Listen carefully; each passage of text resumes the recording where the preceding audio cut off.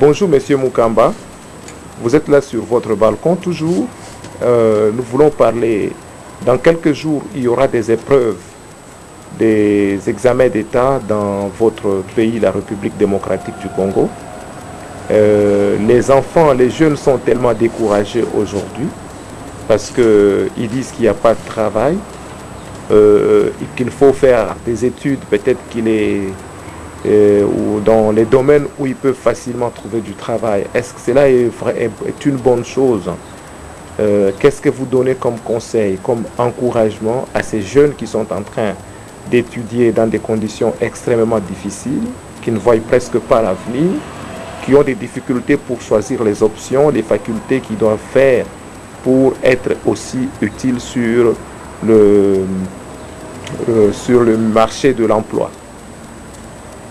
Merci beaucoup. Je crois que l'enseignement, c'est vraiment un domaine qui est au cœur même de la rupture que nous proposons, nous de la troisième force. Et s'il y aura vraiment des grands changements, outre certains domaines, laissez-moi vous dire que le domaine de l'enseignement sera vraiment retouché à fond.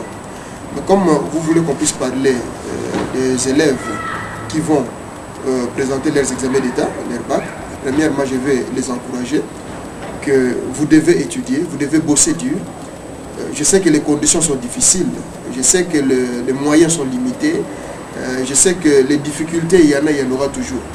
Mais étant grand frère, étant patriote, étant votre frère, parent, je vous encourage à étudier à fond, préparez bien vos examens et d'ailleurs je vous souhaite de réussir massivement et pourquoi pas brillamment. Comprenez que quand vous étudiez, c'est d'abord pour vous, c'est la vie assurée pour vous, et non seulement pour vous, mais aussi pour la nation.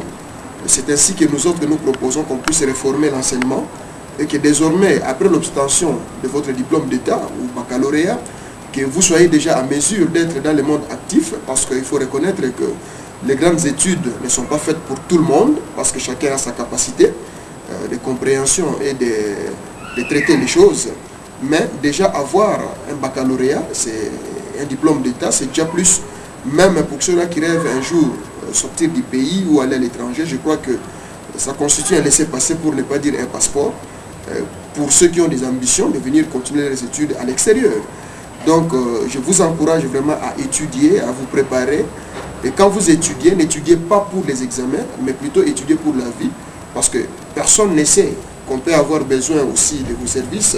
Peut-être que juste après l'obtention de votre diplôme d'État, on peut vous solliciter pour X ou Y et que vous soyez vraiment en mesure, avec les vents de la révolution ou de la rupture que nous amenons, ne soyez pas étonnés de voir que déjà avec un diplôme d'État, que vous soyez actif dans la société.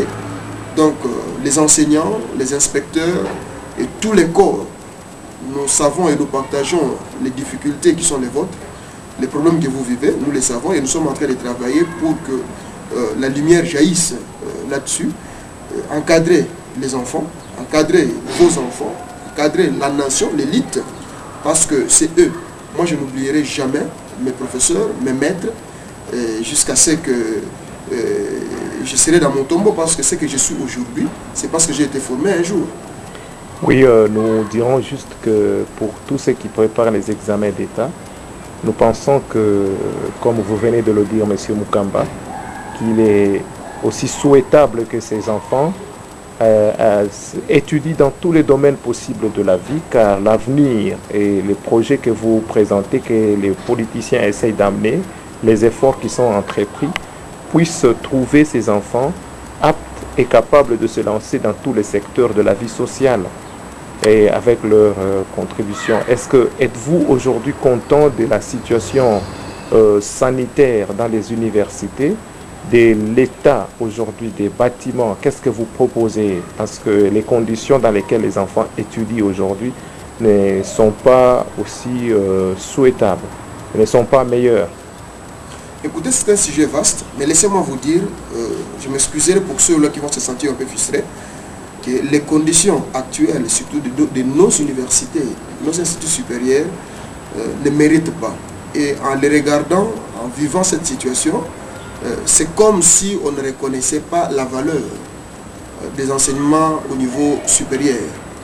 à voir comment sont traités nos étudiants, toutes tendances confondues, c'est-à-dire quand je parle de tendance, je vois d'une part les universités et de l'autre côté les instituts supérieurs.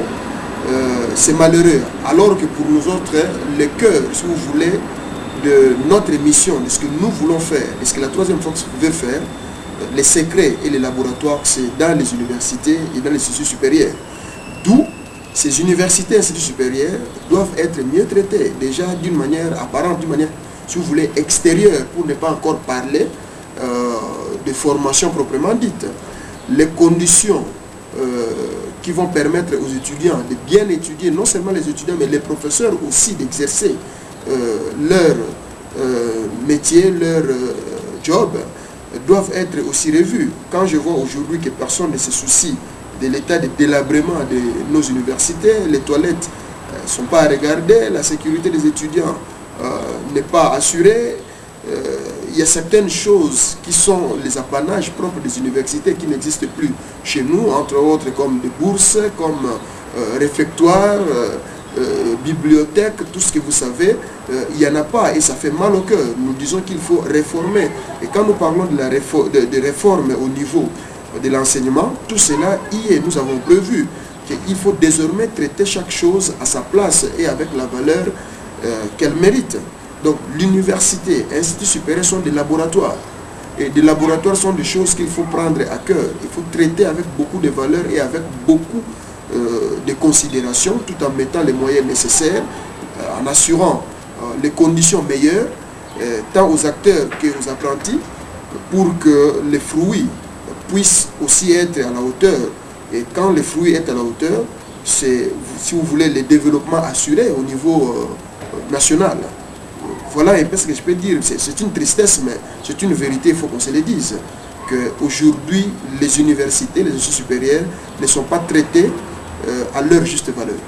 Ok, merci M. Mukamba. Nous vous remercions beaucoup et souhaitons une bonne réussite et de bonnes actions à votre mouvement, la troisième force.